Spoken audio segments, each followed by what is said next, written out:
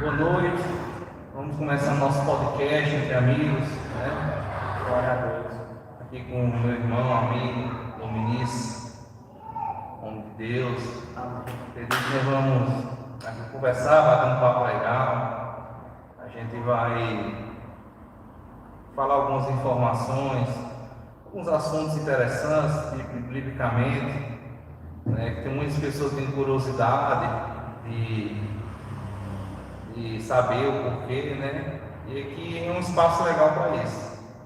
Esse podcast que a gente está começando a fazer, no meu canal, quero apresentar a vocês, né?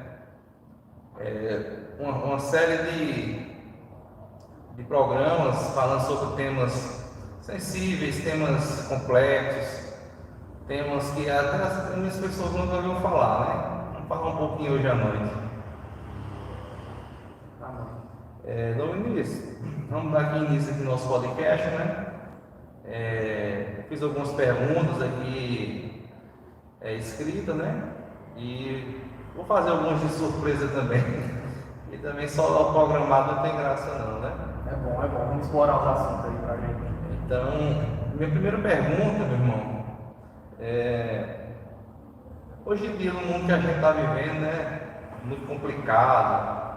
A gente até falar sobre o Evangelho, divulgar, cada dia que passa está mais fechando as portas, né? Sim. Então, qual é o maior desafio da igreja atual de hoje, do século XXI? Rapaz, eu acredito que o principal desafio da igreja diante de todo o sistema que tem se levantado, diante de todo esse mundo da carne, esse mundo voltado para os prazeres, para o pecado, acho que a grande dificuldade da igreja vai ser tentar viver em santidade. Nós vamos viver a dificuldade que o profeta Daniel enfrentou lá na Babilônia.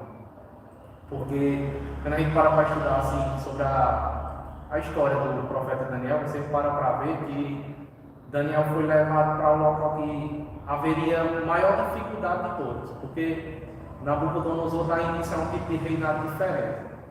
Um reinado onde ele propaga a cultura dele, a cultura do povo dele. Ele não vem, mata o povo anterior para começar de novo. Ele vem, mata uma parte, domina, pega os cabeças das pessoas mais estudadas, as pessoas que têm mais probabilidade de crescer em conhecimento, leva para a Babilônia, deixa os fracos, os pobres na terra, tomando de conta, guardado por seus soldados para gerar riqueza para a Babilônia. Lá na Babilônia ele pega esses sábios, corrompe eles, oferecendo a ele prazer, luxúria, dinheiro, poder, carros no governo. E aí ele levanta esse império das trevas, onde ele propaga essa cultura da carne. É tanto que quando a gente para estudar um pouquinho na Bíblia, fala que o número 6 tem duas correntes teológicas que eu já estudei sobre o número 6. Tá falando da marca da besta? Sim, do 666. o símbolo do pecado, né? Quando você para estudar um pouco sobre isso, tem a corrente que o pessoal da presbiteriana fala, que eu já vi uma vez até o reverendo Augusto Nicodemus falando, que ele fala que o 666 é a tentativa de se igualar ao número perfeito, que é o 7 de Deus. Os caras lá, eles usam o 6, por quê? Porque o 6 nunca vai ser o 7, é 666, chega a ser quase com a dízima anterior. Nunca chega, sempre essa quebra. Eu já vi falar também, se não me engano até, eu acho que o apóstolo, não é o nome dele? Lamartine fala também sobre isso. E na outra corrente teológica que a gente vai ver, tem a questão do simbolismo. Nós temos dois números perfeitos na Bíblia, que seria o número 7, que é o perfeito temporário, e temos o número 12, que é o perfeito da eternidade. O número 12, se você for ver, ele tem mais de 150 vezes na Bíblia. E biblicamente, a gente pega assim, a história, biblicamente tem tudo um significado, né? Sim, tudo tem seu significado. Nessa corrente de que a gente estava voltando, sem perder o gancho lá do começo, da dificuldade e do fim dos tempos, a gente para ver que o passado da Bíblia reflete o futuro, né? Aí, voltando ao número, na segunda corrente, o número 6, ele é o simbolismo da carne, é o simbolismo do pecado. Tudo que leva para a prática mundana, para a prática, não diria nem secular, o mundanismo mesmo, o que é contrário ao Espírito. vai ser representado pelos 6. Era que a Babilônia era a terra dos 6. Então era a prática do homem mundano. Aí nós estamos vendo hoje em dia o quê? Essa transformação, porque o mundo ele vem do cristianismo, o cristianismo se espalha, cresce, difunde cultura para o mundo, porque nós vamos ver o mundo inteiro é criado com base no cristianismo. Porque se a gente pegar a sociedade, muitas vezes a pessoa quer ver hipocrisia, mas imagina aí, da onde é que veio o termo justiça? De onde é que veio essa base que a gente tem hoje para poder obedecer às leis dos homens? Pois é. Teve que ter um princípio. E não tem sociedade que se sustente sem os princípios judaico-cristãos. Nenhum. E nós bem sabemos que os princípios judaicos eles não foram abolidos por completo. Não teve uma mudança ponto a ponto com a nova aliança de Cristo. Mas não houve uma abolição.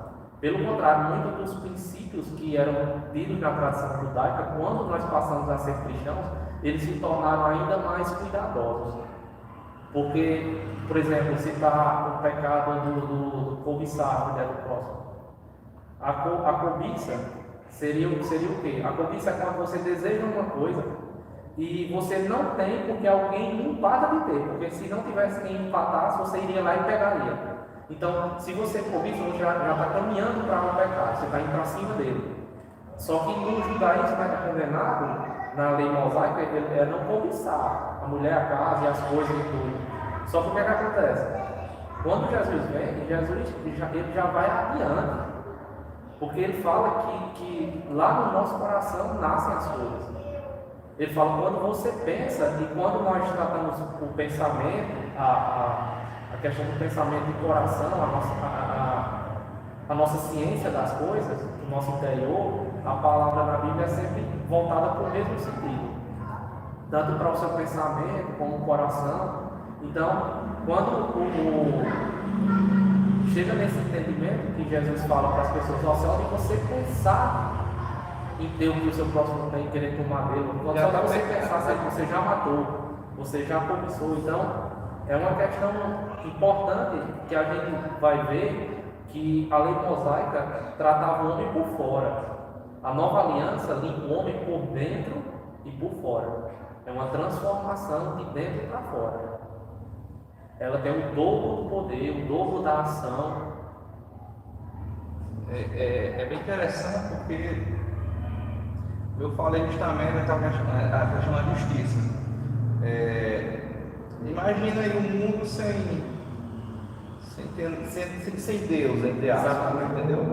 Então, de onde é que a gente tem que pegar um exemplo de justiça para transmitir para a sociedade? Qual é o seu exemplo? Como é que você cria uma lei se o ser humano em si ele não tem justiça, ele não é justo por completo?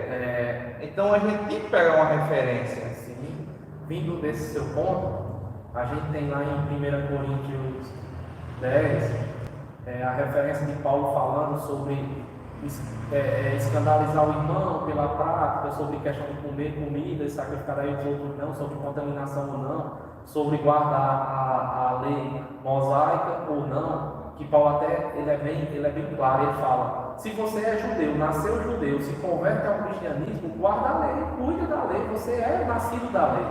Mas se você é gentil, que é o nosso caso, nós não somos judeus, nós somos de outros povos. Se você nasceu do jeito que nós estamos aqui, temos as nossas práticas, lógico, nós vamos abandonar toda e qualquer prática que seja contrária ao manual de prática de fé, a Bíblia. Só que nós vamos continuar a nossa vida. Quando João Batista está lá pregando a pregação do arrependimento, a melhor pregação bíblica de todas, aqui ele dá início e Jesus vem e fundamenta e edifica e faz tudo.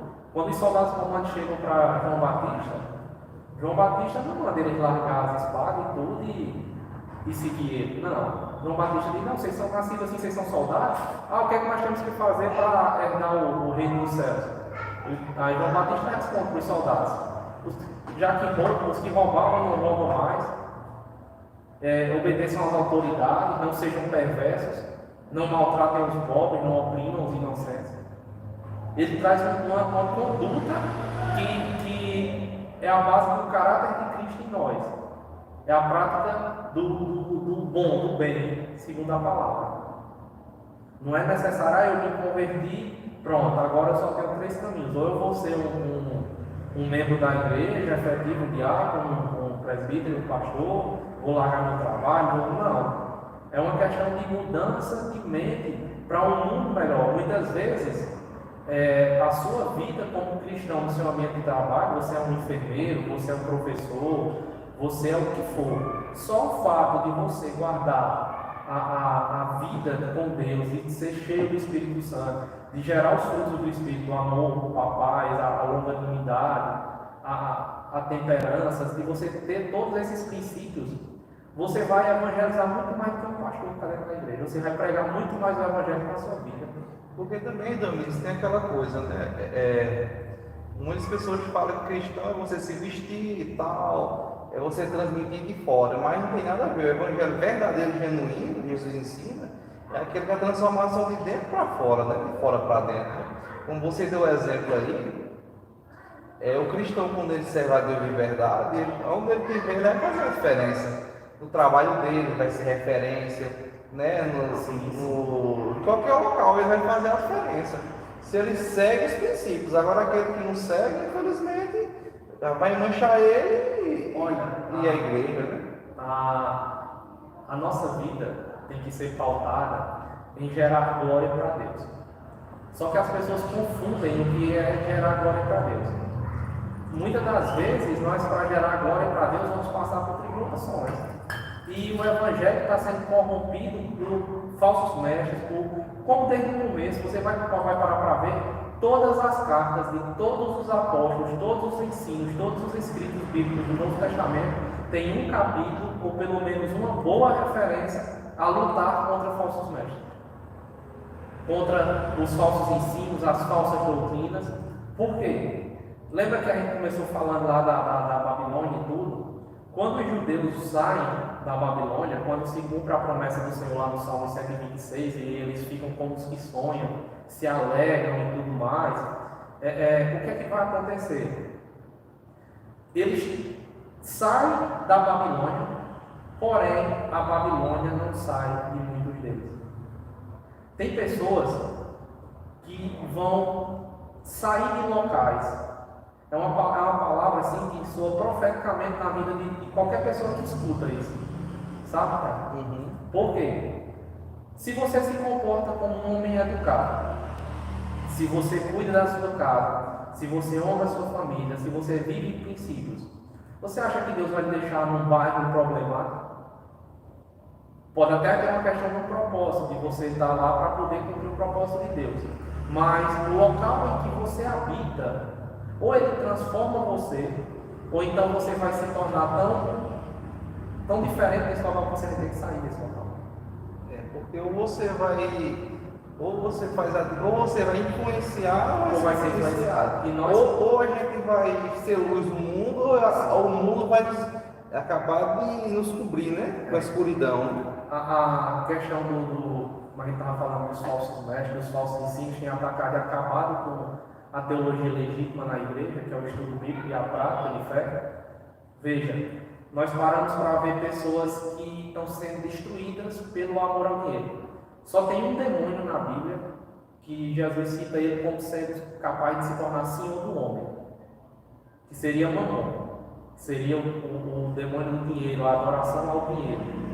E nós vemos a palavra também sendo ensinada na Bíblia, que fala que o amor ao dinheiro é a raiz de todos os males. É interessante, Jesus fala que ele coloca até Mamon como senhor. Sim. Ele diz assim: a gente não pode servir a 2 senhores, ou a mim ou a Mamon. E para mais nenhum outro demônio, você vai ver que Jesus tratando sobre ele, se assenhorar do homem.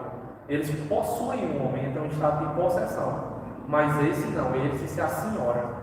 E o que é se assenhorar? É você se tornar dependente daquele ser. Muitas das vezes você vai ver crentes que só vão conseguir resolver problemas se tiverem dinheiro. E nós vamos ver ao longo da história da igreja, porque eu creio que o capítulo de Hebreus 11:1, ele continua. Os heróis da fé, né? Os heróis da fé. Ele está sendo escrito até hoje. Sabe? Não é pregando a heresia, mas tipo assim, ele é um capítulo que tem que continuar. Porque o Senhor fala que muitos ainda iriam passar por essa situação. Muitos iriam ser cerrados ao meio, passar por muitas coisas. Isaías, o profeta, foi cerrado ao meio. E isso é uma profética que vai se repetir ao longo do tempo. Não é que o capítulo esteja incompleto, não é isso. É uma questão que o capítulo continua. Nós damos seguimento a essa mesma história, esse mesmo capítulo. Nascem outros heróis da fé. Nós podemos falar de dizer que homens como Lutero, que lutaram para fazer a reforma, não são heróis da fé. Porque Lutero foi o que começou a reforma protestante. Exatamente. Então a gente tem que ver por esse lado de continuidade da fé. Voltando para o gancho que a gente estava falando sobre os falsos mestres, os ensinos têm corroído a vida cristã. Você vai ver histórias de pessoas prósperas e as pessoas não sabem o que é prosperidade. Por exemplo, Lázaro prosperou. Da história do rico Lázaro. E a prosperidade chegou à morte dele, morreu doente, cheio de feridas, sofrendo, mas ele prosperou. O que é prosperidade? Não é agradar a Deus, não é se chegar a Deus, não é entrar no céu, não é chegar lá. As pessoas muitas vezes se confundem, Domingos, achando que prosperidade é só o dinheiro, né?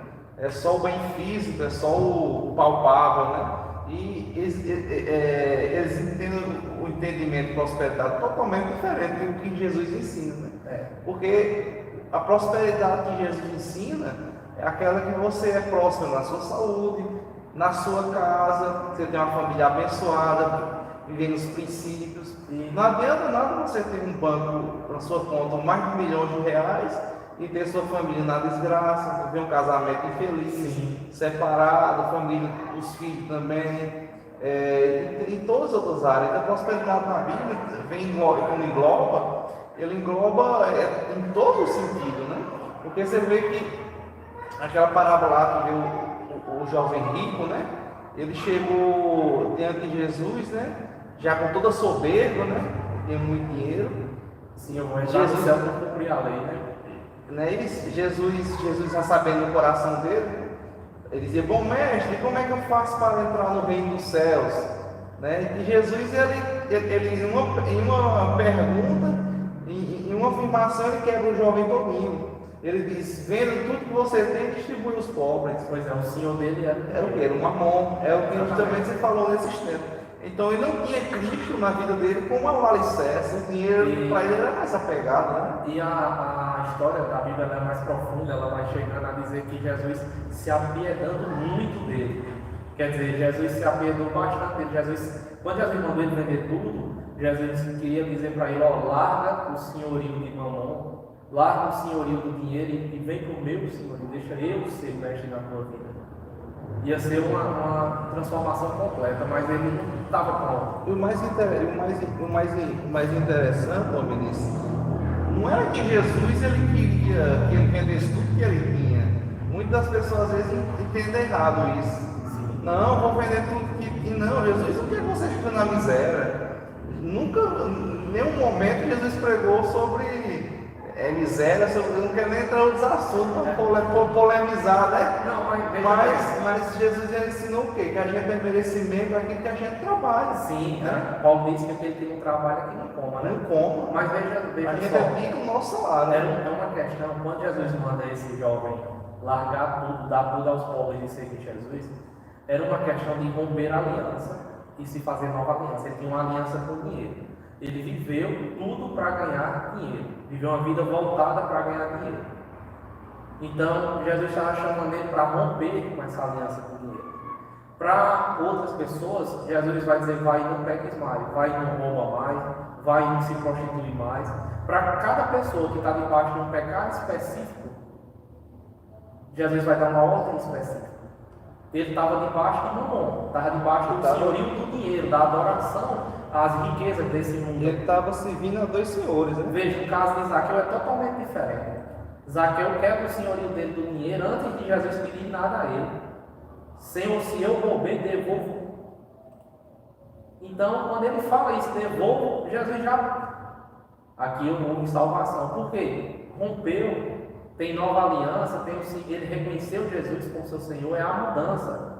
O que transforma a vida das pessoas não é você bater no peito, andar com a Bíblia, dizer que é crente. Não. É Jesus ser único e suficiente Senhor e Salvador da sua vida. Quando você tem Jesus como seu Senhor, é uma correlação muito boa, porque eu gosto de ler um pouco do hebraico para aprender sobre a origem das palavras. Porque na realidade o hebraico é que vai dar a origem de tudo. É a língua mãe, né? A gente quando vai pegar a Bíblia Sagrada, a gente está pegando o tradutor com o João Ferreira de Almeida. Ele foi um dos excelentes que traduziu pelo menos mais ao pé da letra, né? A Bíblia, né? Mas se a gente for pegar aqui a origem das palavras, dos versículos, a gente vê que tem alguns significados totalmente diferentes, porque a cultura judaica era totalmente diferente da nossa. Sim. Uma palavra muda todo o contexto. E outra, nós temos o costume de palavras só significarem termos, né? Para ele não, a palavra lá tem poder de situação. Por exemplo, quando o Senhor fala, certamente não farei coisa alguma sem antecipadamente comunicar a meus servos, os profetas. A palavra servo ali, ela tem a mesma raiz da palavra escravo. Quando Paulo fala, eu sou escravo de Cristo, ele está dizendo, eu sou servo de Cristo. Eu não faço a minha vontade, eu não vivo mais, mas Cristo vive em mim. O que é que quer dizer isso? Quando você tem uma conversão, por exemplo, a palavra conversão é uma palavra forte. Eu me converti ao Evangelho. O termo que eu acho engraçado que eles falam, eu aceitei Jesus, né? E não é assim, pelo contrário, Jesus é que aceitou você antes mesmo de você nascer. Ele aceitou como seu rei, mas assim, esse termo não soa totalmente errado, porque vamos parar para pensar. Jesus fala que ele convida, né? Sem ele nada nós podemos fazer. Ele fala que muitos serão chamados e poucos escolhidos. Ou seja, ele vai chamar muita gente. Mas quem é que vai ser escolhido? Aquele que aceita o seu convite. Aceita o senhorio de Cristo sobre sua vida. Aceita Jesus se tornar Senhor. Aceita lançar mão de todo o pecado, de todas as práticas mundanas. Por exemplo, quando eu me converti, eu tive uma conversão que o pessoal chama aquela conversão radical, sabe? E é uma conversão boa porque o primeiro amor, né? A conversão radical, aquela que vem lá do latim, de raízes profundas, ela vai trazer mudanças profundas. Né? Você vai ver que quais são as árvores que seguram a fortes tempestades, as mudanças, ou a árvore que vai ter raiz profunda. Tainá está online, pelo mundo da paz, Tainá. Esteja gostando aí do podcast, está debatendo, né? Está debatendo vários assuntos, eu acredito que vai ser uma bênção, né? Aí, já está sendo. Você vai parar para ver, para perceber que a árvore que se segura na tempestade, a árvore que segura as adversidades da vida, ela tem raiz profunda.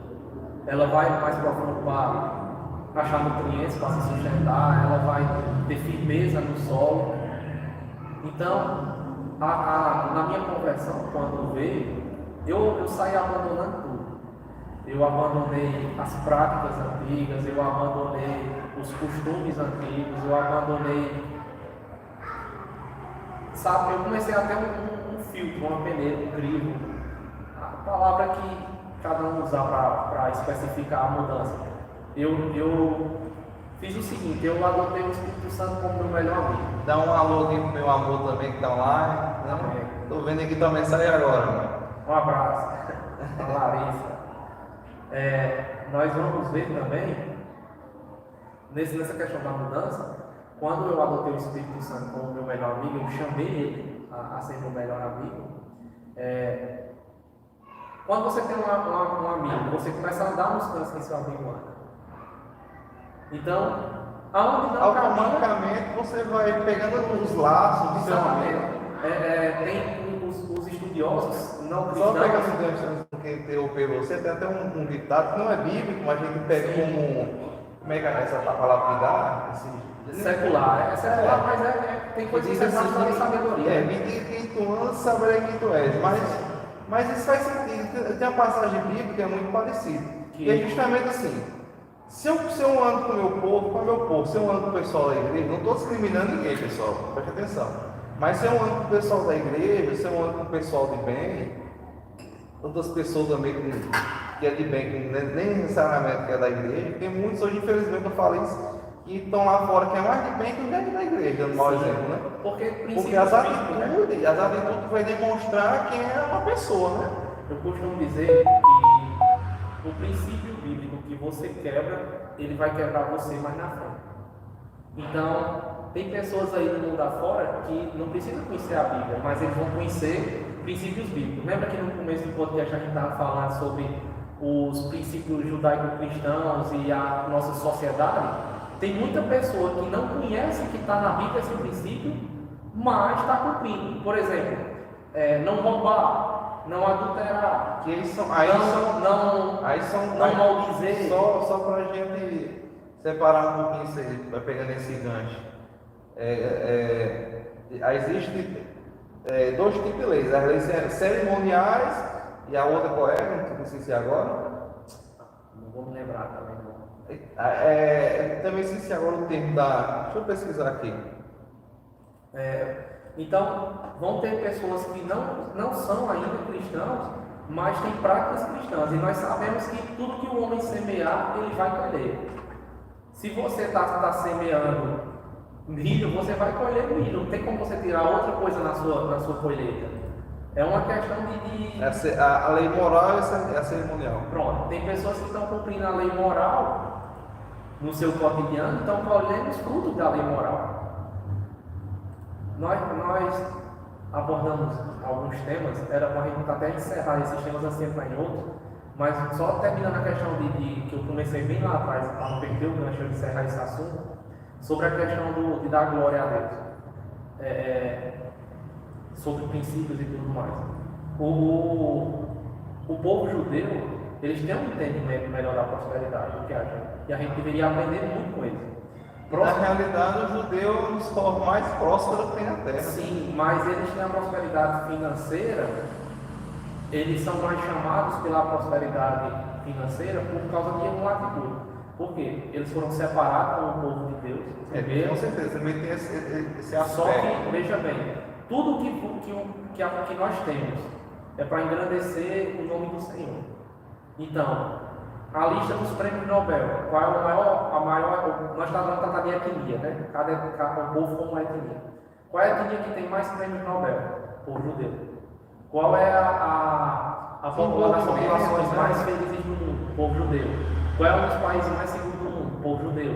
Qual é um dos países mais ricos financeiramente do mundo? O povo judeu. Então, quando você para ver, tudo que eles têm vai revelar quem é o Deus deles. Quando um cristão, um crente, ele tem as coisas na sua mão, é para glorificar Deus. O que você tem é para a glória de Deus. O que você faz é para a glória de Deus. O que você é para a glória de Deus. Quando Jó está lá, coçando as feridas com carpinteiro, arrasado, já tem morrido os filhos, a mulher mandou ele amaldiçoar a Deus. Ele está, os amigos que ele conhecia estavam dizendo que ele estava errado, ele sabia que ele não tinha pecado. Você vai ver dois princípios, duas coisas muito interessantes. Qualquer pessoa que lê o livro de Jó, ela vai perceber que no enredo, o narrador, a pessoa que conta, que nós cremos que foi Moisés que escreveu o livro de Jó, quando você vai ver ele narrando, ele fala do diálogo entre Deus e o diabo. Mas ele não fala em momento nenhum que Jó atribuiu nada ao diabo. Na história é como se para Jó não existisse o diabo. Ele fala, Deus me atribuiu esse mal. E Deus realmente permitiu, né? Sim, mas você veja, ele dá toda a glória a Deus. Ele diz, Deus me deu, Deus tomou, bendito seja o nome do Senhor. As pessoas estão esperando para render glórias a Deus, na hora que elas disserem assim, estou rico, mas olha, eu tenho saúde. Nem nesses momentos, glória a Deus. Nem nesses momentos ele não lembra de Deus. Não, você tem que dar a glória a Deus na hora que você está mal, está doente lá no hospital, e o médico chegar para você, cara, tu está mal e tal, teu exame não deu bom, e você vai dizer, não, essa é a vontade de Deus, glória a Deus por isso. Isso vai deixar as pessoas confusas, elas vão dizer, não, como é que pode? Só esse cara serviu um Deus sobrenaturalmente para poder acontecer algo assim, para poder ele crer nesse Deus. Isso é dar glória a Deus. Só para a gente fechar um pouquinho bem esse assunto, voltando à questão do simbolismo, que a gente falou nesse instante, né? E do significado, do hebraico, das coisas, né? Uma coisa também para o judeu que é muito forte lá é a questão do nome, né? Sim. Todo o nome do judeu ele tem todo um significado que as pessoas às vezes não entendem. O nome para o povo judeu significa a história daquela pessoa, né? Vou dar um exemplo. É até um mito aqui que eu acho interessante sobre Jacó. As pessoas leem, não, mas o nome Jacó significa ladrão. Sim, Não significa ladrão. O que acontece? Jacó, ele nasceu como agarrado na mão, no calcanhar de Esaú. Então, Jacó, do hebraico, significa o quê? Aquele que agarra. Não é que ele era ladrão. Agora, o que aconteceu? É claro que na vida dele, ele fez decisões erradas e, infelizmente... Mas veja, o nome dele era profeta. Porque enquanto o irmão dele, Esaú, largou a bênção da primogenitura, ele agarrou com todas as forças. O que significa? Ele agarrou as oportunidades. Ele agarrou a mulher que ele queria, trabalhou anos para seu sonho. Na realidade, só concluindo tu aí, Esaú não estava, ele não queria, essa questão da primogenitura, pessoal, é a questão do que é um filho mais velho que tem direito ao dó familiar maior. Naquele tempo tinha essa cultura. Então, Esaú não estava nem aí, ele não queria essa, mas era uma bênção também especial de Deus. E Esaú não deu valor. A Bíblia diz que Esaú ele vendeu o direito de primogenitura por um prato de lentilhas. Quer dizer, ele não deu o valor que Deus deu a ele. E Jacó comprou. Ele disse que ele fala, chega com fome e diz: que adianta desse meu direito de primogenitura? Ele vende a Jacó. Agora, é claro que Jacó errou, mas ele agarrou sua oportunidade. Sim. Você para ver que o nome era tão profeta, estava tanto no futuro, que ele não abriu mão de nenhuma de suas bênçãos. Ele não largou. Quando ele luta com o anjo para ser abençoado, ele segura. Então ele agarrou, realmente, ele agarrou com certeza, todas as oportunidades. E depois do processo, eles colocam o nome dele, muda, né? Não mais serás mais chamado de Jacó, mas agora de Israel, porque pelejaste com Deus, né? Face a face, né? E Israel significa príncipe do Senhor, né? Lutou com Deus, né? A profecia da Bíblia vai dizer lutou com Deus e prevaleceu. O que seria lutar? Não, peraí, o homem lutou com Deus e ganhou? Não. Ele agarrou, como já está dizendo o seu nome, ele buscou a sua bênção de Deus e prevaleceu. Como é que ele prevaleceu com Deus? Ele recebeu de Deus o que buscava. É muito interessante. Jesus diz: bata e será aberta, busque e você vai encontrar. Tem muito crente que não está recebendo as suas bênçãos de Deus, a busca, porque ele não agarra com todo o seu intuito. Veja, só para a gente continuar falando de Jacó, que é um tema muito abrangente. Jacó, depende da versão da Bíblia, vai falar que o anjo tocou a juntura da coxa, né?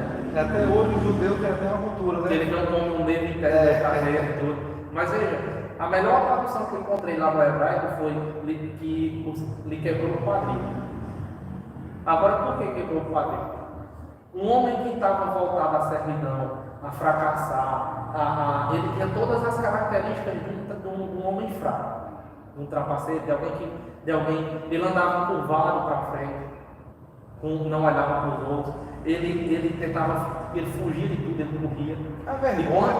Exatamente, quando Deus lhe toca o quadril, Deus lhe quebra o quadril, que ele consegue consertar de lado, Jacó passa a andar com uma postura diferente.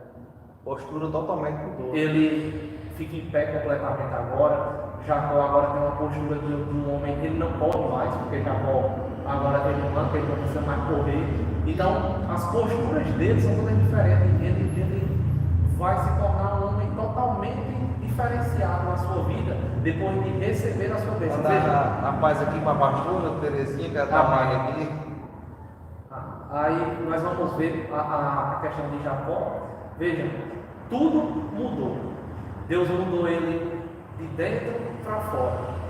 E aí nele vem os 12 filhos que representam as 12 tribos, e nós vamos ter a continuação da história dele. Sim, só para falar um pouco sobre o encontro de Deus com Jacó, e o mais interessante, Domingos, é que Deus ele restaura tudo na vida de Jacó. Ele restaura a união da família, os laços com o irmão, perdoou. Então a obra de Deus é essa. Então Deus restaura o Jacó por completo.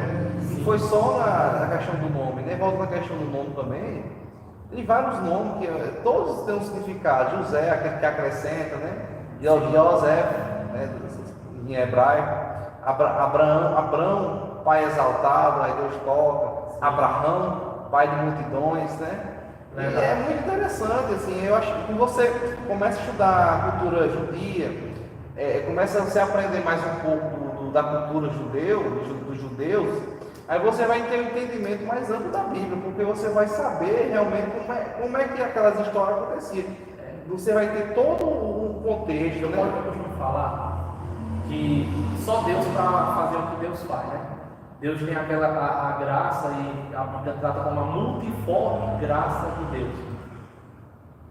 Nós vemos N número de denominações cristãs que pregam a verdade bíblica, que pregam os pilares da Bíblia, que seriam a salvação pela graça de Cristo, a transformação por meio da ação do Espírito Santo, a Bíblia como a única verdade, e entre outros que são os pilares do cristianismo.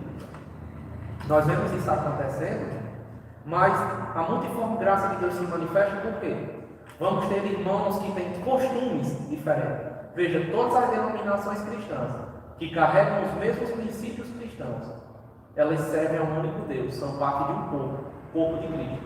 Só que o braço é o braço, a perna é a perna, tem igreja que tem seus costumes. E parece que cada igreja que tem seus costumes diferentes vai receber um povo diferente. Com certeza, porque aí nós participamos aqui de uma igreja batista reformada. Nós temos uma forma de se avisada, vestir, né? Uma forma de se vestir, mais liberal, mas não é obrigado a ser tão tradicional. Eu vi hoje aqui mais tradicional, um pouquinho mais arrumado, né?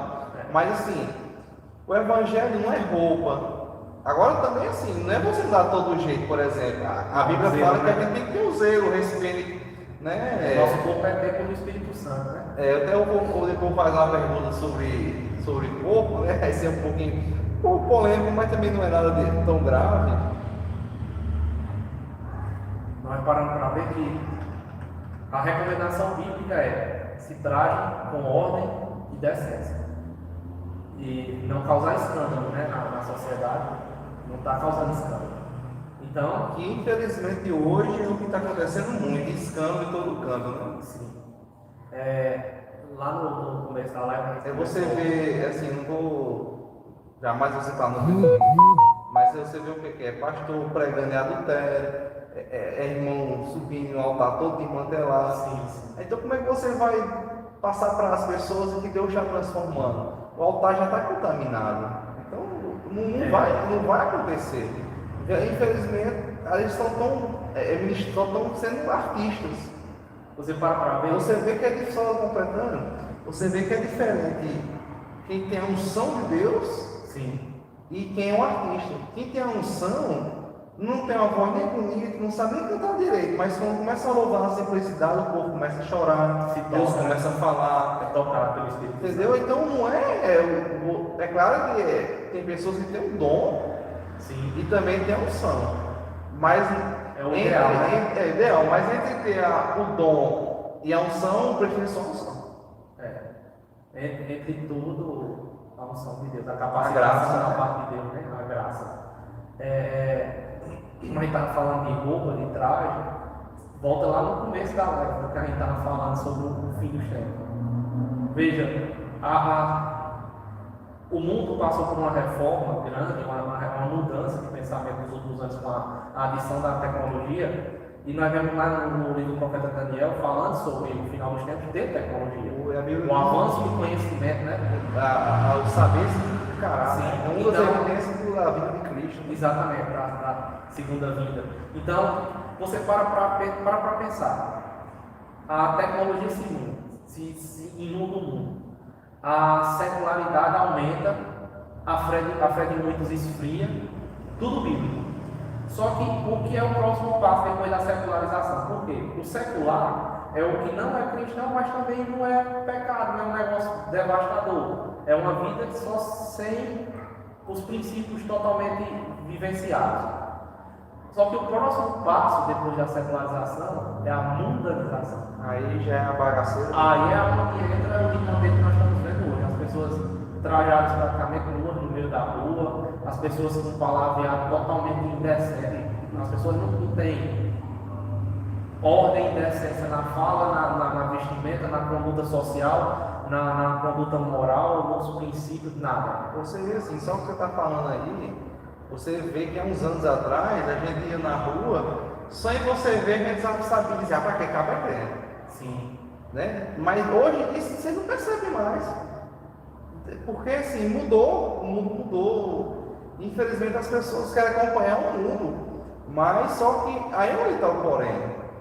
Porque o mundo pode estar mudando, ele vai mudar. Só que a palavra do nosso Deus é a mesma. Ela não muda. Passarás o céu e a terra, mas a minha palavra não passará. A palavra do Senhor dura para sempre. Com certeza. Então, ela é viva, é eficaz, ela se renova a cada um assunto que eu quero falar aqui é um pouquinho polêmico, mas para quem está assistindo aqui, tirar essa dúvida, vou dar um exemplo.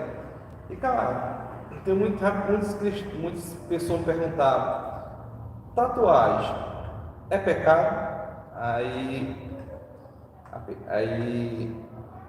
a gente vai procurar um texto bíblico para falar. Só existe um versículo que fala sobre não marcar seu corpo. E está lá em Levítico 19, 28, que diz assim, deixa eu abrir aqui, viu? Levítico 19, 28, diz assim, pelos mortos não dareis golpes na vossa carne, nem fareis marca alguma sobre vós, eu sou o Senhor. Então, o que falava? Que Deus ele não queria que o povo de Israel marcasse no seu corpo, porque esse pessoal que fazia era uma forma de idolatria. Então, eles marcavam os seus deuses no seu corpo. Aí você pergunta, só para concluir, Ricardo, é pecado? Biblicamente, eu não tenho um versículo para dizer que é pecado. Sim. Aí você me diz, Ricardo, o que tu acha? Cara, cada pessoa é livre para fazer o que quiser. Agora, assim, no meu conceito, eu não tenho preconceito, um cara quer fazer, faça, né? Se sentir feliz, faça também. Agora, no meu conceito, eu não faço porque eu não acho legal. Marcar meu corpo, eu nasci assim, eu gosto assim, né? Mas nada, eu não tenho como a gente chegar, mas assim, a gente vai pregar uma coisa, se eu for falar, eu estou mentindo. Eu sou um pouquinho mais polêmico nesse assunto. Não, pode falar. Eu tenho uma visão bíblica mais crucial. Tipo, nós sabemos que o mundo espiritual ele é mais real do que o mundo físico.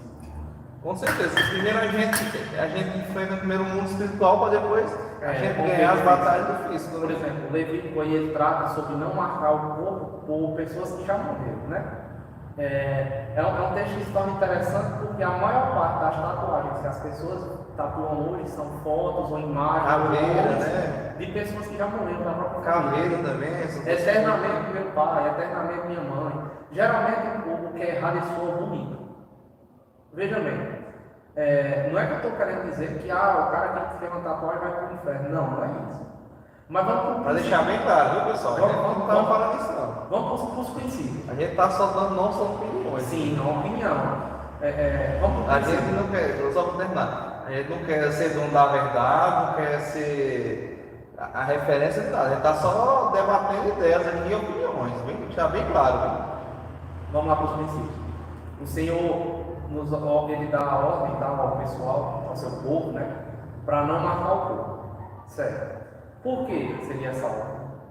Os povos pagãos que rodeavam o povo de Deus aí nesse tempo, os povos de várias etnias, de vários tipos, os egípcios, tudo, eles tinham a prática da tatuagem, era marcar o corpo, ferir o corpo, porque a tatuagem era féria, tanto que é um processo dolorido. Ela é uma marca que rompe o sangue. Então, quem fazia tatuagem antigamente? Todo povo que se tatuava, ele adorava e vivia para um Deus que nós sabemos que não existe em outro Deus, só existe o Deus verdadeiro, único, o nosso Senhor. o resto são demônios trajados de falsos deuses, iludindo pessoas. Então, eles serviam a demônios, eram enganados, e os demônios esse Deus, ele traz a quebra do jugo para a nossa vida. Jesus diz: o meu jugo é suave, o meu fardo é leve.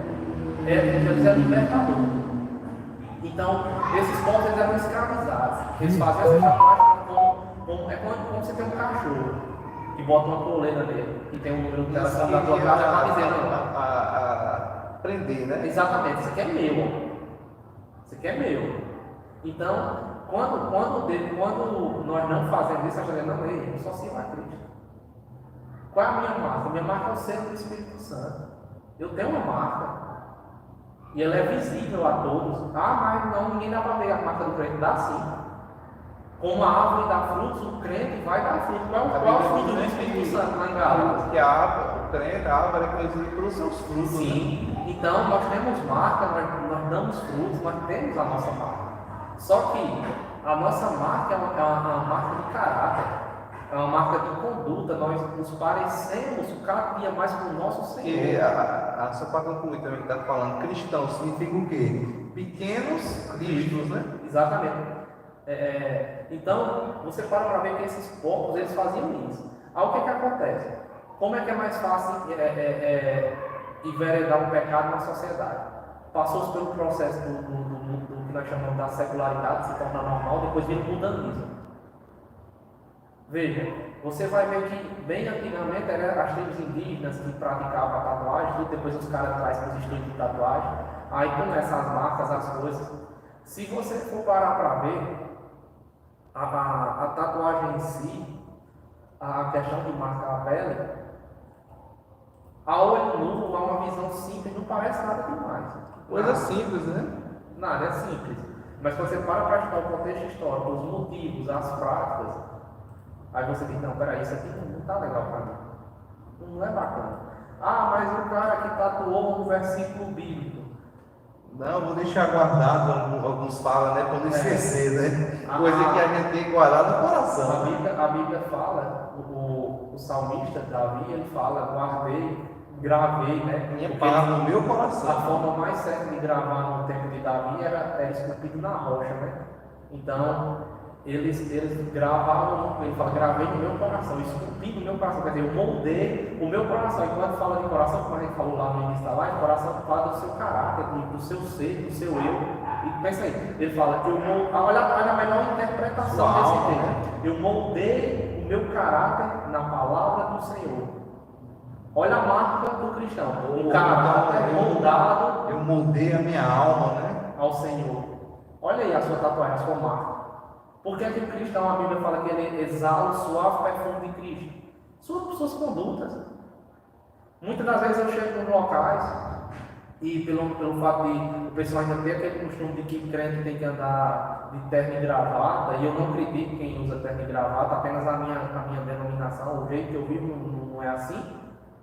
Que nenhum está certo, nem o outro está certo, é apenas uma questão de costume de cada igreja. E pessoas que não gostam de se vestir, né? Cada um tem seu gosto. Por exemplo, nós dois fazemos parte da mesma denominação. Você gosta mais de usar traje social do que eu. Mas nós estamos na mesma igreja. Na mesma igreja. Então é uma questão de costume. Mas veja, eu chego quando as pessoas veem as minhas atitudes, quando veem a minha pregação, aí olha para mim e diz: e tu é crente? Porque roupa não define caráter. Não. Aí, quando eles reconhecem o perfume de Cristo na minha vida, o meu caráter moldado pelo de Cristo, eles perguntam: dá aqui um alô aqui o pastor, ele também está na escuta. Paz, pastor? Também está ouvindo aí, né? Então, o caráter de Cristo é a marca do cristão. É a marca genuína do cristão. Vamos continuar, tem mais perguntas aí. Não, porque se a gente for entrar nesses assuntos, a gente não sai, né? É muita coisa. Outra coisa que a gente pode falar aqui, nós estamos falando sobre o Antigo Testamento, né? Muitas pessoas acham hoje em dia que o Antigo Testamento foi abolido, não serve mais para a gente ler, não. E não tem nada a ver. O que seria de nós sem o Antigo Testamento para dar nome, né, para as coisas? Por exemplo, Moisés, quando escreve Gênesis, ele vem para nos explicar como é que tudo começou. É uma questão da curiosidade humana. O homem sempre quer saber, né, na verdade, das coisas. Você para ver quando os cientistas são muito engraçados. Eles vêm só para confirmar o que a Bíblia já está dizendo. Até agora, assim, eu procuro, você me corrige, mas até agora os cientistas estão procurando estudar alguns fatos da Bíblia e até agora nenhum cientista desmentiu na Bíblia os fatos, os ocorridos, né? Então, não vai ter como desmentir, porque eles vão só confirmar. Você vê que Deus deixou tua sua assinatura que o quê? A Bíblia tem 66 livros, sim, mais de 40 pessoas escreveram e nenhuma dessas pessoas entraram em contradição. Então, você acha que humanamente isso é possível? Não é. Vamos dar um exemplo aqui. A gente está fazendo esse podcast aqui. Vocês que estão assistindo aí, ó, o Jorge está na escuta aí, nosso amigo João Deus Fernando, um abraço, amigo, né? A gente está aqui conversando aqui, debatendo esses assuntos. Todos que estão ouvindo aqui agora ao vivo vão escutar e vão passar por outras pessoas e vão passar a sua versão totalmente diferente. Sim. Não vai ser a mesma coisa. Já em compensação à Bíblia, nós temos profetas que viveram quase que no mesmo tempo, mas em regiões diferentes. Por exemplo, Daniel, Jeremias, Isaías. Quando Jeremias está encerrando o seu ministério profético, Daniel está começando dele, né? Que é no tempo da invasão. Então, mas eram pessoas diferentes, de localidades diferentes, mas pregam a mesma palavra, o cumprimento da mesma palavra. E hoje que a gente tem um telefone, eu ligo para você, conto uma história e você vai contar para outro, já tem uma mudança. E eles que não tinham nada. Completamente. Antigamente não existia nada de tecnologia. E eles não erravam nada. Então como é que você... Não, mas como é que pode? É Deus, uma evidência. A inspiração que Deus deixou para essas pessoas foi essa. Muitas das vezes, eu até falo, as pessoas dizem, não é bem assim. Eu digo, é bem assim. Eu digo assim, quando você me vê cometendo um erro, foi eu mesmo agindo. Mas quando vê um acerto bem feito, foi Deus agindo na minha vida. E as pessoas dizem, não é bem assim. É bem assim, porque a palavra de Deus vai dizer para a gente que sem mim nada podeis fazer. Sem o Espírito Santo nós não fazemos nada. As obras da carne são todas de destruição. Então, quando a gente está fazendo besteira, é a gente sendo a gente. Mas quando a gente está acertando, está fazendo as coisas direitinho, é Deus agindo na nossa vida. Então, a gente pegando todos os assuntos, os temas do Antigo Testamento, que é outra pergunta polêmica? Vamos lá. A gente já falou aqui sobre a Antiga Aliança, tatuagem, muitas coisas já. Os 10 mandamentos. Vamos falar sobre o sábado. Eu não estou falando nada mal aqui dos irmãos que guardam o sábado. A gente só está debatendo o nosso conceito e o que o sábado significa. Para vocês, donos, o que o sábado, o Shabat judeu significa? Rapaz. E a gente sabe que o Shabat foi exclusivamente, primeirmente, para o povo judeu. Sim. Deus colocou isso exclusivamente para o povo judeu. Dentro de todos os assuntos da Bíblia, esse é um dos assuntos assim, que eu ainda não tenho uma versão completa, formulada acima a respeito do tema, sabe? Mas eu vejo assim, quando Paulo está pregando, ele chama de meninos na fé aqueles que fazem distinção entre dia e dia.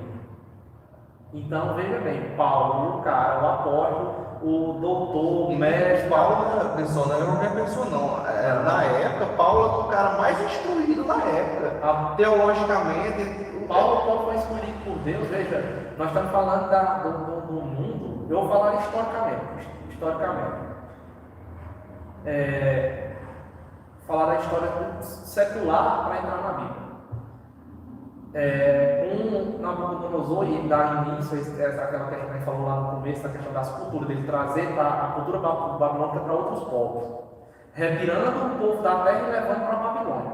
Só que depois dele vem outros reinos, que ele é a cabeça de ouro e tal, só que depois chega o ventre que da estátua, lá na profecia de Daniel, que seria quem? Alexandre o Grande.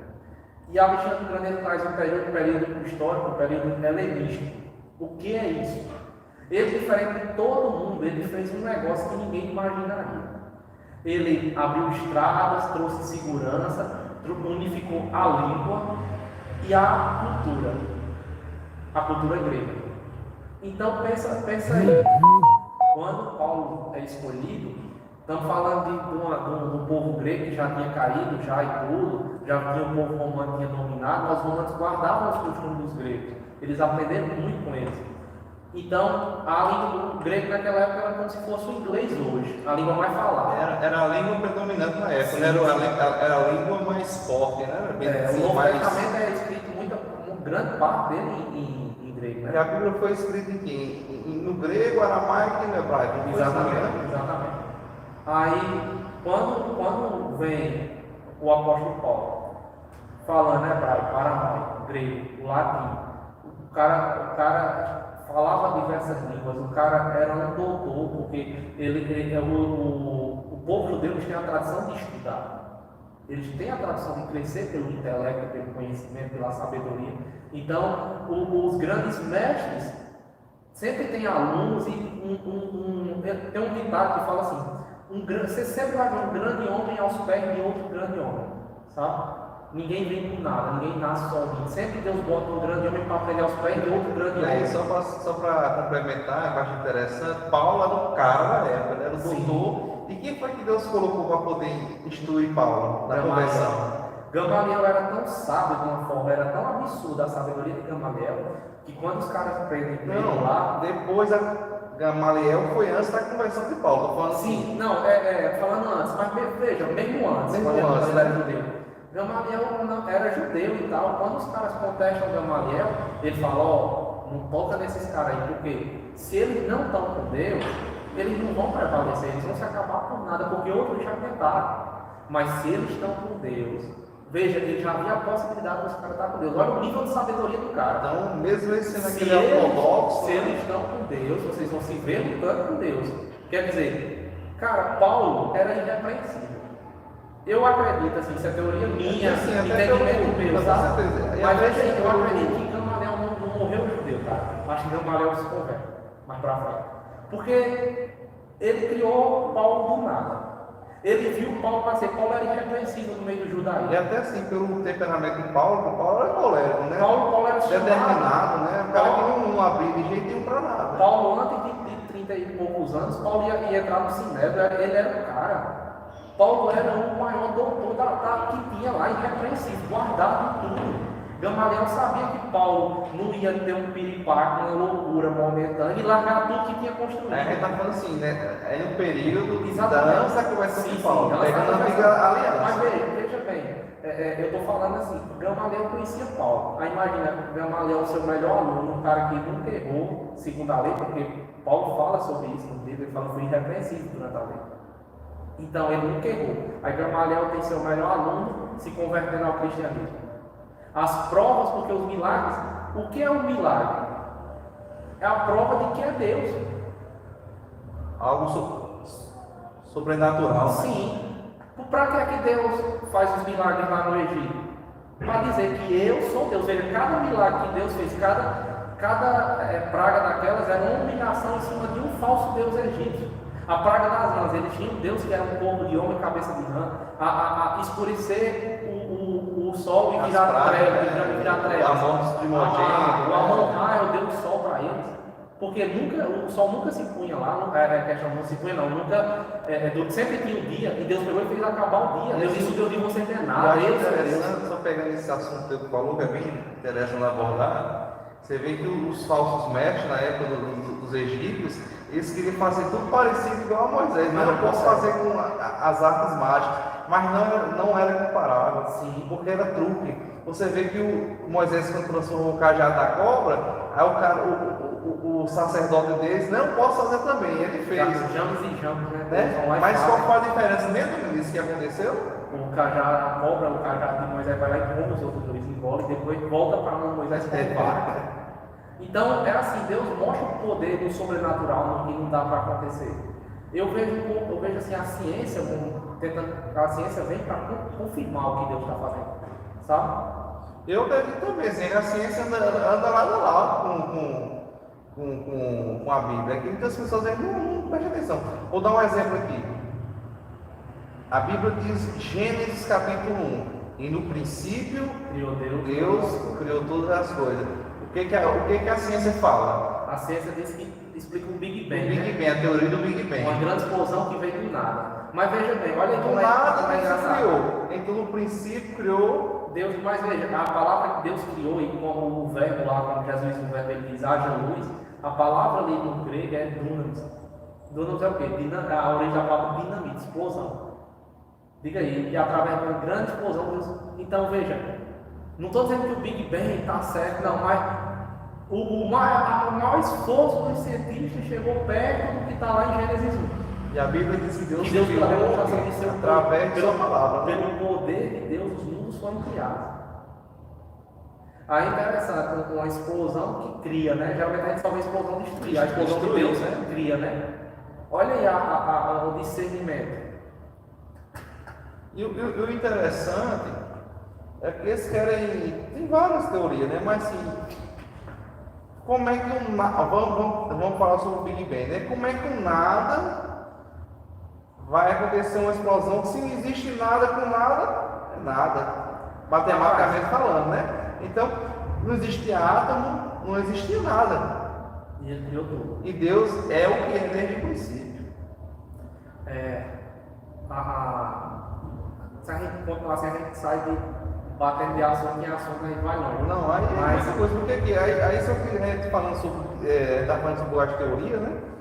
É muita coisa que a gente for debater aqui, tem que ser um podcast exclusivo para cada teoria. para cada teoria, porque a gente está falando superficialmente aqui. E a gente acaba saindo de um assunto, entrando em outro, entrando em outro. Eu estou vendo um pouco de imprevisto, eu fiz algumas perguntas aqui, e eu estou sofrendo, lendo algumas, mas eu estou fazendo outras com imprevisto, para poder ficar coisas diferentes, né? E o bom é isso, o ao vivo, né? A gente para refletir sobre a questão, a gente tratou sobre um pouquinho do fim dos tempos, sobre a dificuldade cristã, que foi a questão da mundanização, né? O difícil de viver em santidade. A imoralidade está dentro da igreja. Quem dirá normal. A dificuldade de viver em santidade, né? De viver separado. Aí depois a gente vai falar um pouquinho de história da igreja, um pouco das coisas, vai falar um pouquinho, tem uma polêmica da tatuagem. Sobre o sábado, sobre. Agora nós estamos agora tratando sobre o sábado da criação. Lá de Gênesis, quando Deus cria todas as coisas, Deus é o Deus criador. E aí chega um ponto que Deus para, e a melhor tradução que eu encontro não é Deus descansou, porque Deus não se cansa nunca. Deus é soberano. Ele contemplou a sua obra. Ele parou para o quê? Para se glorificar, para dizer o que eu fiz é bom. Ele parou para aproveitar. Então veja, os falsos religiosos. Como exemplo, né, Deus deixou para a gente também deixar um tempo para descansar, né? E vendo a nossa necessidade como criaturas de descansar, de celebrar, de renovar, veja o que acontece com pessoas que estão sofrendo com depressão, com problemas diversos problemas na alma, os problemas da mente. Pessoas que não param. Tem uma síndrome que o pessoal chama muito, que é tipo um note, né? Que é tipo falando assim, o termo mais popular possível, o piripaque. O cara trabalha, se estressa, vai no limite do que a alma dele aguenta e pum, tem um troço. Aí você vai ver caras que trabalham na sua medida, trabalham da segunda a sexta, no final de semana tem vivo um momento de lazer. E como eu disse a você, eu tenho uma opinião ainda não formada, mas tipo, eu não faço a distinção de dias em dias.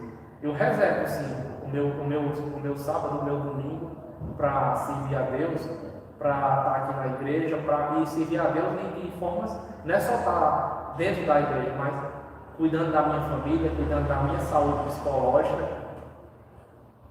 Então, nesse momento eu glorifico a Deus, eu contemplo o que Deus tem feito na minha vida. Eu aproveito o final de semana. Às vezes, glorificar a Deus não precisa ter muito dinheiro, não. Vai para uma pracinha, senta. Eu fico vendo minha filha brincar, converso com minha esposa. Sabe, um tempo de edificação, de limpeza da alma. Para um tempo de você não pensar no problema. Já teve a semana toda, já passou os dias do trabalho, a correria, então o dia do Senhor, aquele momento, dizer, não, eu vou glorificar a Deus porque eu tenho respiro, eu tenho saúde, eu tenho como glorificar a Deus. É o momento que a gente senta para conversar com um amigo, para contar das grandezas de Deus, para dar os testemunhos, porque todo mundo que tem uma vida com o Espírito Santo ele tem muito o que contar. Não, Porque com Deus é um Deus certeza, que age. porque assim, todo mundo tem sua história, tem seu chamado, tem seu encontro com Deus, né? Só pra gente, assim, que a gente vai falar sobre o sábado também é muita coisa. Cada tema desse a gente tem que ter um podcast inclusive só para falar sobre isso. A gente estava pegando só. Deixa eu te falar só mais um ponto, para as pessoas entenderem. Tem gente que vai morar na capital, cantos mais agitados, ou até no interior, mas que tem empregos que não lhe permitem guardar dias específicos. Porque o apóstolo Paulo faz menino da fé aquele que faz distinção entre dias e dias. E cara, vamos dizer que teu emprego, Deus te deu condição e tu trabalha, vamos dizer, de vigilante, de segurança, mas tu necessariamente trabalha o sábado e o domingo. Tu tem necessidade. Precisa, né? Precisa. E é lá, trabalhando no sábado e domingo, que tu glorifica a Deus, que tu dá bom testemunho como crente, que tu prega o Evangelho, que tu vive o Evangelho, que tu tira o sustento para a tua família. O que é que empata de um dia do Senhor na tua vida ser a segunda? Que tu tira para ficar com a tua filha, com tua esposa, com teu filho. Justamente. Que seja a quarta-feira que tu tira para visitar tua mãe, que teu pai que já estão doentes ou que estão velhos, e você cuida deles. Então, assim, o dia do Senhor é um dia de fazer coisas boas. Como, por exemplo, a nossa sociedade ocidental, a gente usa o domingo, porque o domingo é o dia que o quê? A gente tem um descanso para ir buscar Deus. O sábado é o último dia. Eu vi assim. O domingo para nós é o primeiro dia da semana. Buscar Deus no primeiro lugar. Essa questão do sábado e do domingo, até onde eu vi, né? Posso até não, mas só para terminar. O meu raciocínio. Então, eu falando aqui é questão de cultura. Então, Deus criou essas leis, que a gente está no Antigo Testamento, lá sobre mais o pessoal judaico, o judaísmo, o judeu. Quando a gente lê o Novo Testamento, Pedro quer pregar o Antigo Testamento e Paulo repreende. E Paulo arruma uma briga lá e repreende. E aí tem uma discussão entre os apóstolos, aí um se levanta, não se lembra agora qual é. Não sei se é João ou é Tiago. E ele fala o quê? A gente deve pregar só 3 coisas. Sim. A carne. Se abster das comidas aos ídolos. A carne sufocada, as comidas. E o sangue, porque o sangue tem a vida. E o sangue. Então, esse povo do Antigo Testamento, esse costume é povo judeu. A gente tem nada a ver com esse povo. E é interessante que aí muitas das vezes, muitas igrejas querem pegar o judaísmo e colocar dentro da igreja. Não dá. Não vai dar certo, porque a gente são promessas diferentes. Deus escolheu o povo judeu. A promessa, Deus colocou a promessa do povo judeu, uma promessa específica do povo judeu. A gente é gentil. Nós temos promessas diferentes também. Mas todos temos o mesmo Deus, salvação, mas é diferente. E essa questão da abstenção, os cientistas hoje já comprovaram que se alimentar de sangue não é bom para o próprio organismo. Então, veja, as práticas cerimoniais trazem consequências. Sim, só para. Eu lembrei aqui, só quando interrompendo tudo. Essa questão do sangue, não é que depois vão perguntar aí, a gente pode doar sangue, receber sangue, normal, isso não é errado não, veja. O que a gente não pode é consumir o sangue, porque o sangue é vida. A gente comer e engolir pela boca, né? Jesus é claro, quando se trata de consumir o sangue, não faz bem para a saúde, isso já é comprovado cientificamente. Já quando Jesus está lá na sinagoga e eles tentam provar Jesus, e ele chama o homem da mão mirrada, e Jesus faz um milagre, sendo dia de sábado, você vai ver na Bíblia que muitos dos milagres que Jesus fez foi no sábado. Justamente para ensinar eles o quê? Olha o princípio. O amor, né? Olha o princípio, olha essa chave para a vida das pessoas. É permitido fazer o bem no sábado, o mal não. Aí quanto a questão das práticas, vamos lá para as práticas. Comer o sangue, se alimentar do sangue não é bom, faz mal, adoece teu corpo. Mas doar sangue é trazer vida para outra pessoa. Então não tem é nada bom. a ver. Veja a diferença, o que faz mal para a saúde e o que faz bem para a saúde. O que é proibido? O que faz mal para a saúde, o que é mal. Mas o que é permitido? O que faz bem. Então, doar sangue, sim, faz bem. Você está fazendo, está ajudando a salvar uma vida, Jesus aprova isso. Com certeza. Então, veja, é uma questão Oséias 6,6 é 4,6. Meu Oséias povo 4,6. perece por falta de conhecimento. E Pelo por falta de conhecimento, a vida, conhecer né? a palavra de Deus. E que conhecimento é esse? É o conhecimento exegético, é o conhecimento profundo. É esse conhecimento de prática. Assim, só para também pegar esse gancho, eu não quero, a gente não está querendo entrar em muitos detalhes, porque isso é justamente volto a falar. Cada assunto desse é muita coisa, informação. Sim. A gente está falando aqui superficialmente, porque cada assunto desse a gente poderia fazer um podcast específico. Nós estamos só pincelando. Só pincelando, né? Então o pessoal entenda um pouco. Quem quer fazer alguma pergunta, está assistindo ao vivo, pode fazer no chat aí, que eu estou vendo aqui pelo computador. A gente faz aqui ao vivo. Se a gente souber, a gente tem a humildade de falar, né? Tentar responder. Né? Então, a gente está falando um pouco sobre o Antigo Testamento, os costumes e algumas coisas comparadas com nossos tempos, né? Sim. Então, só para poder concluir outro tema, eles falam tanto do Antigo como do Novo, muitas pessoas também não entendem a questão do dízimo. Então, o que é o dízimo, Dominique, para a gente, como cristão? Essa pergunta é forte.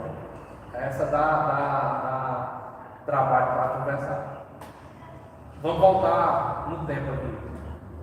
No começo da live, a gente estava falando sobre um demônio capaz de se assenhorar do ser humano. Mamão. Ele é o demônio do dinheiro, né? O serviço do dinheiro. Você vai ver características de pessoas que servem a mamão, quais são? Ele junta dinheiro. Avareza. Mas ele não gasta. Não gasta, ele não é presa. Sabe? Prisões na alma. Então, eu vejo a questão do dízimo como uma forma, primeiro, de gratidão, porque Deus não precisa de nada da gente. Quando Deus chama a gente a dizimar, a trazer, a devolver as coisas para Deus, é uma forma de exercitar a gratidão, de exercitar a obediência, de quebrar o senhorio do dinheiro sobre a nossa vida. Veja, por quê? Para que eu deveria dizimar?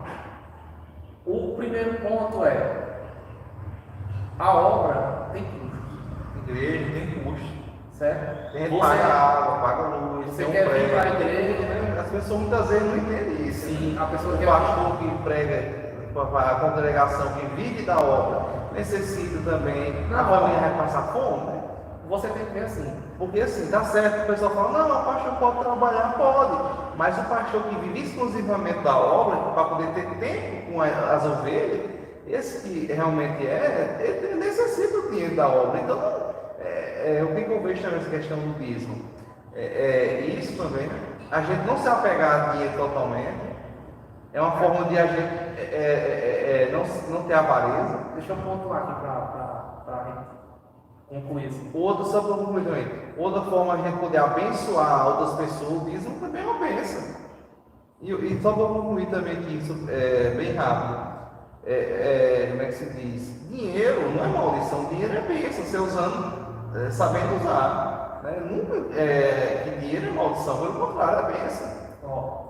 Quando trata do dinheiro, muita pessoa já fica mal, por quê? Porque vai ter que ser primeiro quebrado um ciclo do senhorio na vida dela.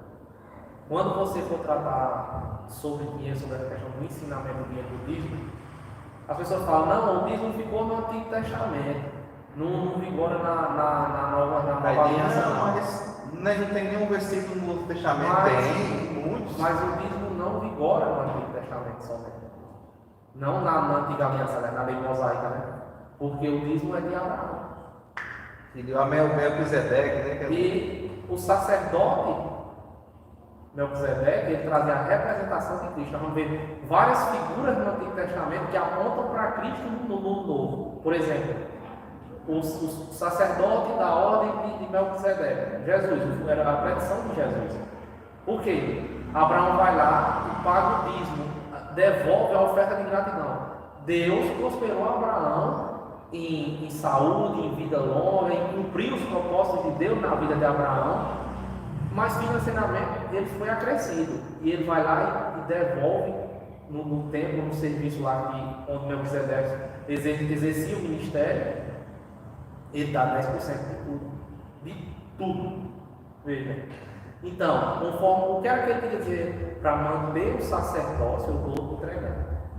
Quando vem a lei mosaica, continua o dízimo. E quando é instituída o Novo Testamento, a nova aliança, continua o dízimo. Mas como é que continua? E as ofertas do pessoal? Ela entrega o dízimo.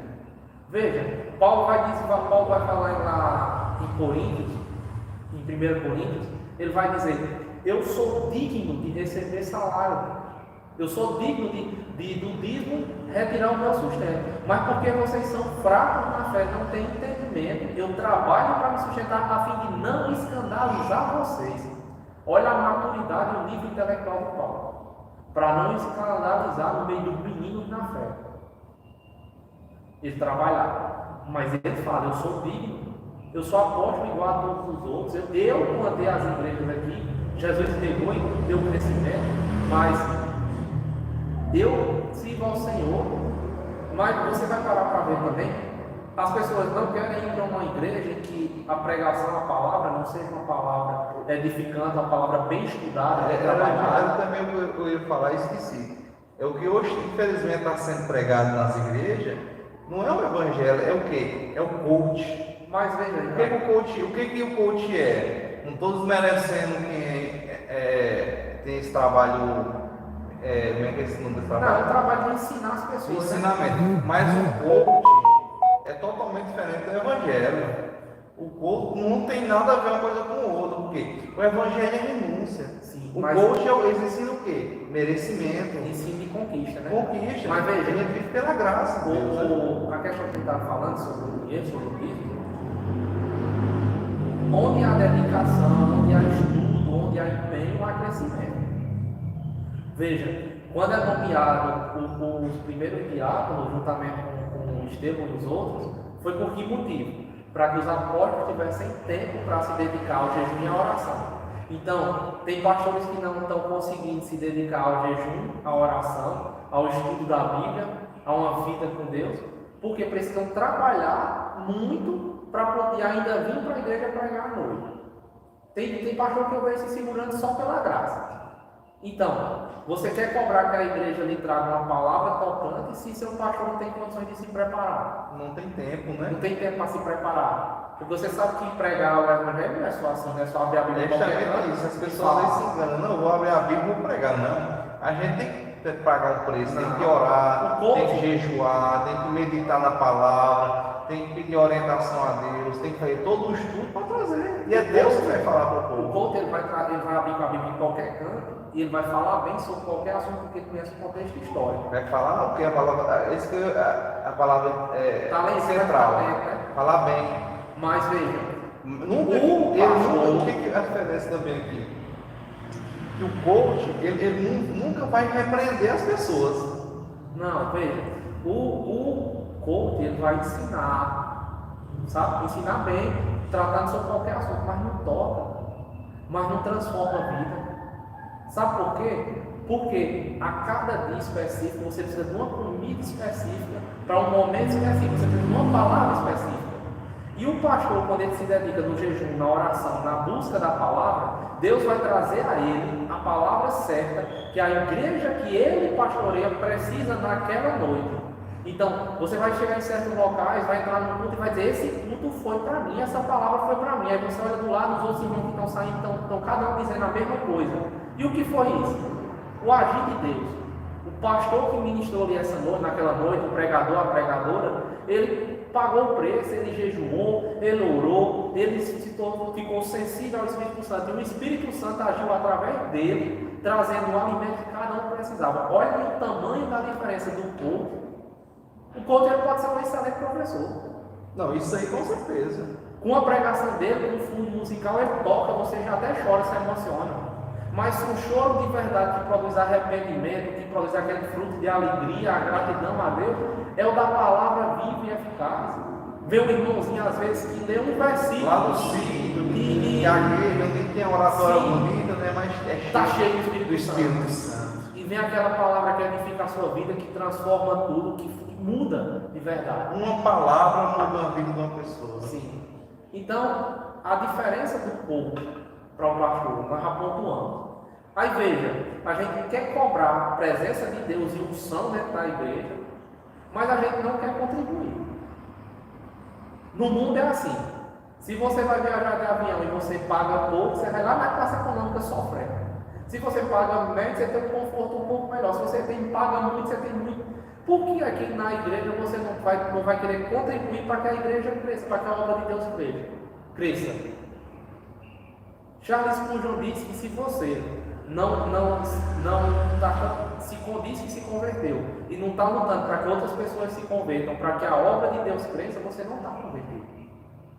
Você não entendeu o cristianismo. Então, o nosso tema central, o fundamento do dízimo é: eu preciso contribuir com a obra de Deus. O reino para o qual eu faço parte tem que avançar. O próprio Cristo fala, né? Olha, dá o que é de César, o que é de César, dá o que Deus a Deus.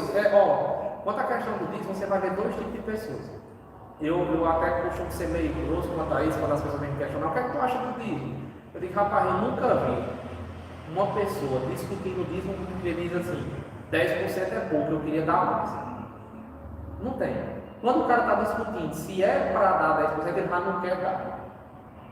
E se é para fazer sem estar o coração envolvido nisso, não faça, porque você vai estar pecando contra Deus. Deus quer que faça com amor. Paulo fala, né? Não faça com. Lá em Corinto que fala, né, que o seu fazer você tem que fazer com alegria, né? Faça com amor. Então, eu faço com amor. E você não vai ver ninguém que faz com amor fazer só o que a lei manda. Ele sempre se excede. Sempre. Todas as pessoas que contribuem na obra, que têm amor pelo Senhor, geralmente vai ser uma rara exceção. Ele vai dar além do dízimo. Ele traz o seu dízimo fielmente, mas suas ofertas são alçadas, a sua participação na obra.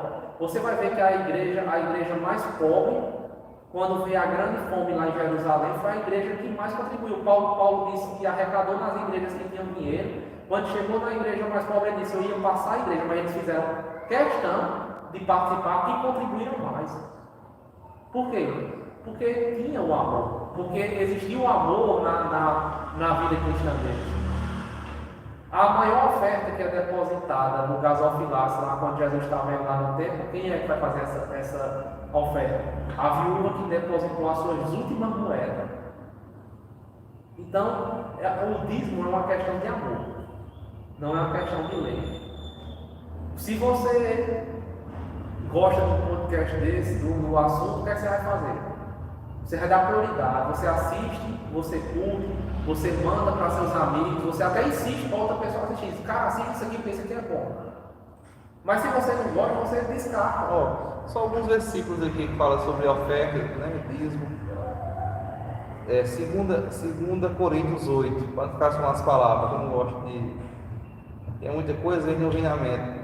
8:12. Porque se alguém quer dar, Deus aceita a oferta, conforme o que a pessoa tem. Deus não pede que a pessoa não tem. Tá vendo aí? Aí vamos lá. No livro de Coríntios também. 2 Coríntios 9:7 diz o quê? Cada um dê conforme determinou em seu coração. Não, olha como é forte. Não pesar ou por obrigação. Pois Deus ama quem dá com alegria. A diferença é essa. As pessoas muitas vezes querem fazer as coisas por fazer. Aí é onde está o segredo. Quando você faz por amor, aí é aquela oferta que Jesus aceita com um cheiro suave. Sim. Esse é o evangelho verdadeiro que você está vivendo na sua vida. Não é aquela obrigação, não é aquela religiosidade. Eu vejo, como eu falei, o dízimo como uma questão de quebra de senhorio. Como dizer assim: não, eu sou desse reino, do reino de Deus. Eu não pertenço ao império das trevas. Eu desejo servir ao meu Senhor com tudo que eu tenho, porque o dízimo é só o começo, é o pontapé inicial. Você vai servir a Deus com todos os seus bens, depois você vai servir a Deus com sua própria vida. É o princípio do reino de Deus. E quando você está se apegando, está morrendo nisso, é como se você ainda não tivesse o entendimento de para que reino você está vivendo. Cara, a gente tá cansado de saber, você que a gente já tem uma certa experiência na vida cristã, que Deus é dono do ouro e da prata. Deus precisa disso? Não precisa não, mas nós precisamos fazer para não permitir que É o quê? se assenhore de nós. De fé e obediência. Sim. Veja, para que jejuar? Matar a carne. E cientificamente falando, jejum faz bem. Faz. Então, veja, todos os chamados de Deus para a nossa vida são coisas boas. Deus jamais vai pedir uma coisa que a gente não pode fazer. Exatamente. É melhor obedecer Do que sacrificar. né? Só para terminar aqui, já estamos aqui quase 1h30 de podcast, vamos fazer uma oração daqui a pouco, vamos encerrar. Quem está ouvindo aqui ainda ao vivo, se quiser dar alguma sugestão para o outro podcast, algum tema, alguma pergunta, agora ou depois eles podem ficar à vontade, quiserem procurar, e a gente vai abordar no próximo tema, no próximo podcast, quer dizer. E a gente quer fazer uma coisa diferente, né? Sim. A gente aqui não é nem um doutor em teologia. Estamos começando ainda, nós não somos formados. Meu pastor é formado, tem vários cursos, né? A gente tem alguns cursos básicos, mas não tem nenhuma uma faculdade ainda de teologia. A gente está aqui para aprender, passar o que a gente sabe, né? E é um tempo bom, um tempo gostoso, esse bate-papo, né? Essa interação que a gente tem, né?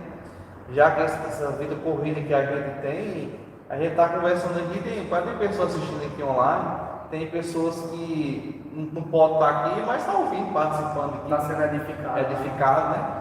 Então, nesse momento, eu quero fazer uma oração, né, para todo mundo que está ouvindo aqui. Se alguém estiver precisando de uma oração específica, faça um comentário aqui no chat, né?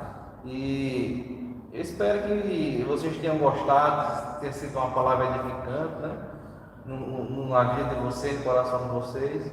E é isso, né? Uma palavra final, Domingos? Rapaz, eu vou deixar um comentário que eu acredito que foi uma parte crucial na minha mudança cristã. A gente falou de moldar o coração segundo Cristo, né? A Bíblia do começo ao fim, de capa a capa. Quando eu a li, eu senti uma tremenda tristeza de Deus quanto à questão de sacrifício. E senti um chamado de Deus à obediência por amor. Porque Deus fala de obediência todo tempo. Ele fala, rapaz, meu povo, eu quero de vocês obediência, eu não quero sacrifício. Vocês estão sacrificando, sofrendo, e eu não estou pedindo isso de vocês. E cara, qualquer coisa na sua vida que você for fazer, se você fizer em forma de sacrifício, vai te matar. Não segura em si, vale tudo na vida. Se você tenta fazer qualquer coisa por sacrifício, você vai morrer, você não vai aguentar, vai te matar. Mas tudo que você faz por amor é duradouro, é constante. Para sempre, é eterno. Né? Exatamente. Então,